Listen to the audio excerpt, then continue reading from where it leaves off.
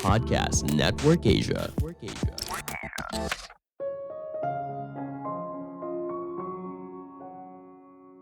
Sebuah ide bisa mengubah cara kamu melihat dunia. Halo semuanya, nama saya Michael. Selamat datang di podcast saya, Sikutu Buku. Kali ini saya akan bahas buku 101 Essay That Will Change the Way You Think, karya Brian Weiss. Sebagai informasi, podcast Sikutu Buku sekarang bergabung dengan Podcast Network Asia dan Podmetrics loh. Sebelum kita mulai, buat kalian yang mau support podcast ini agar terus berkarya, caranya gampang banget. Kalian cukup klik follow. Dukungan kalian membantu banget supaya kita bisa rutin posting dan bersama-sama belajar di podcast ini. Buku ini membahas soal perspektif baru dalam melihat hidup melalui ratusan esai yang mungkin saja mengubah pemikiranmu. Brian banyak menulis soal pentingnya sebuah tujuan daripada sebuah passion, menerima pemikiran yang negatif, dan menemukan kebijaksanaan dalam kehidupan sehari-hari. Hidup yang kamu jalani adalah milikmu sendiri, dan bukan tugas kamu untuk menyenangkan atau membuktikan kepada orang lain. Pada akhirnya, yang kita benar-benar inginkan adalah beberapa orang dekat yang mengenal dan mencintai kita apa adanya. Saya merangkumnya menjadi 3 hal penting dari buku ini. Pertama, melihat hidup dari sisi berbeda. Apakah kamu pernah merasa tidak tahu mau ngapain? Tidak tahu tujuan di masa depan mau jadi apa? Jika kamu pernah merasakan hal tersebut atau sekarang kamu menjalaninya, jangan berkecil hati. Sejujurnya, tidak ada yang benar-benar tahu ke depannya seperti apa. Justru pertanyaan yang lebih penting adalah apa yang kamu mau dalam hidup. Ini adalah pertanyaan yang perlu kamu tanyakan pada dirimu sendiri setiap hari. Apalagi jika kamu berusia 20-an. Kamu harus belajar untuk melepaskan ekspektasi yang tidak realistis dan mulai menjalani hidup seutuhnya. Misalnya seperti ini, orang dengan bakat luar biasa sangatlah langka. Kita mungkin seringkali mendengar kisah sukses anak umur 20 jadi pengusaha sukses dan memiliki harta melimpah. Namun, kamu harus menyadari jumlah orang yang berada di posisi tersebut juga hanya sedikit. Dan ada pengorbanan yang mereka lakukan atau bahkan privilege yang mereka miliki untuk bisa berada di sana. Selain dorongan pribadi harus sukses di usia muda, kerap kali orang yang berusia 20-an didorong oleh lingkungan sekitar atau berusaha membuktikan dirinya kepada orang lain. Stop lakukan semua hal tersebut.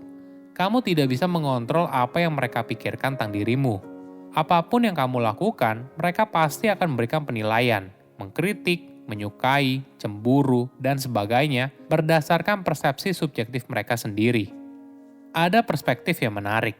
Bagaimana bila kamu berhenti khawatir hidup kamu akan seperti apa dan mulai fokus pada apa yang kamu rasakan?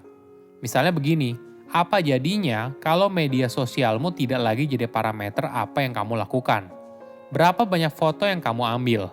Kemana kamu akan pergi? Selain itu, jika uang tidak lagi jadi masalah, apakah kamu akan tetap berada di pekerjaanmu sekarang atau kegiatan apa yang akan kamu lakukan? Banyak orang menyepelekan latihan ini karena dianggap tidak masuk akal. Namun sebenarnya, apabila kamu bersedia berpikir dengan lebih dalam, kamu akan memahami makna sebenarnya. Latihan ini bukan untuk mencari tahu apa yang kamu lakukan apabila kamu tidak punya uang, tapi membuatmu berpikir ulang tentang apa yang kamu lakukan saat ini. Contoh lainnya seperti ini. Kamu ambil foto untuk mengingat momen bahagia, bukan untuk membuktikan kepada orang lain di mana kamu berada atau aktivitas yang kamu lakukan. Inilah perbedaannya. Kamu menciptakan kebahagiaan untuk dirimu sendiri, bukan menciptakan kebahagiaan agar terlihat baik di mata orang lain. Coba buat daftar orang yang kamu anggap tidak sempurna, tapi menjalani hidupnya dengan penuh cinta. Mereka memiliki pasangan romantis, sahabat, dan pekerjaan yang hanya bisa kamu impikan. Jadikan semua itu sebagai bukti kepada dirimu sendiri kalau kamu tidak perlu menjadi sempurna untuk menjadi cukup baik.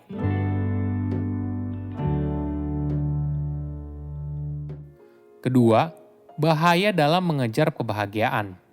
Ide kalau setiap manusia harus bahagia merupakan ide yang berbahaya. Pemikiran ini yang lalu mendorong terjadinya pola pengejaran atas kebahagiaan. Kita berusaha mengejar kebahagiaan melalui pemenuhan barang material yang tiada ujungnya. Coba ingat saat kamu terakhir bermimpi untuk punya mobil baru, kamu mulai menabung hingga akhirnya kamu mampu membeli mobil tersebut. Di momen itu, tentu saja kamu akan merasakan dorongan kebahagiaan yang besar, namun sayangnya tidak bertahan lama atau sebesar yang kamu bayangkan sebelumnya. Ini adalah lingkaran yang selalu muncul apabila kamu berusaha untuk mengejar kebahagiaan. Perlu disadari, setiap orang memiliki kurva kebahagiaannya masing-masing. Kurva ini naik dan turun. Tidak masuk akal jika kita hanya ingin merasakan kebahagiaan saja. Ironinya seperti ini. Jika kamu ingin bahagia, kamu perlu berhenti untuk mengejar kebahagiaan. Kebahagiaan adalah hasil dari melakukan kegiatan yang menantang, bermakna, dan berharga. Justru lebih bijaksana apabila kamu menghabiskan waktu mengejar pengetahuan atau belajar cara berpikir dengan lebih jernih, daripada mengejar hal yang terasa nikmat. Pada akhirnya, menghindari rasa sakit sama artinya dengan menghindari kebahagiaan. Kebahagiaan dan penderitaan merupakan dua sisi di satu koin yang sama. Jika kita tidak ingin merasakan salah satunya, maka kita juga menghilangkan kemampuan kita untuk merasakan hal yang lain.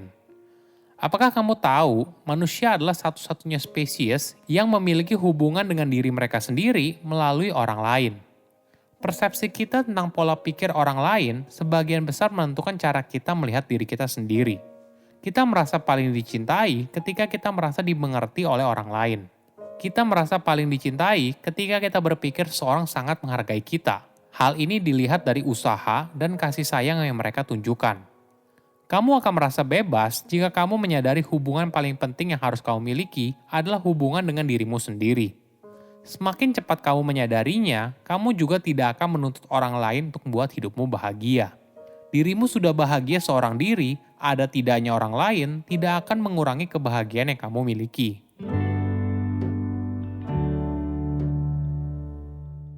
Ketiga, memeluk perasaan negatif. Ada perspektif yang menarik. Masalah apapun yang kamu pikir kamu hadapi sekarang bukanlah masalah sesungguhnya. Mungkin saja selama ini kamu salah dalam melihat sebuah masalah. Kita belajar untuk mengabaikan pikiran negatif, namun cara ini justru tidak tepat. Pikiran negatif sama pentingnya dengan pikiran positif. Daripada menjadi takut, kita bisa belajar melihat pikiran negatif sebagai sebuah arahan. Atau setidaknya, kita dapat memutuskan apa yang penting bagi kita dan sejauh mana. Ini adalah kekuatan dari pikiran negatif. Kaum Stoa berlatih melakukan visualisasi negatif. Mereka membayangkan kemungkinan terburuk lalu mempersiapkannya. Latihan ini akan membantu mereka dalam mengetahui apa yang harus dilakukan ketika pikiran negatif dan perasaan tersebut muncul.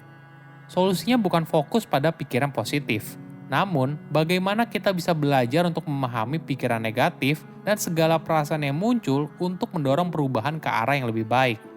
Kita tahu ketika kita sedang marah, karena setiap perasaan biasanya muncul dengan kesadaran diri, jadi kita bisa memahami kenapa kita merasa seperti itu. Coba bayangkan jika kita tidak punya kesadaran diri seperti itu. Kita tidak tahu kenapa seekor singa mengejar kita di hutan, jadi kita tidak akan lari untuk kabur. Inilah yang tadi dijelaskan di awal. Kalau masalah yang kamu hadapi bukanlah masalah sesungguhnya, tapi bagaimana kamu melihat masalah tersebut. Kamu perlu belajar untuk memahami perasaan yang muncul. Hal ini yang membedakan orang yang mampu mengubah rintangan menjadi peluang dan orang yang malah tidak berdaya ketika berada dalam tekanan yang berat.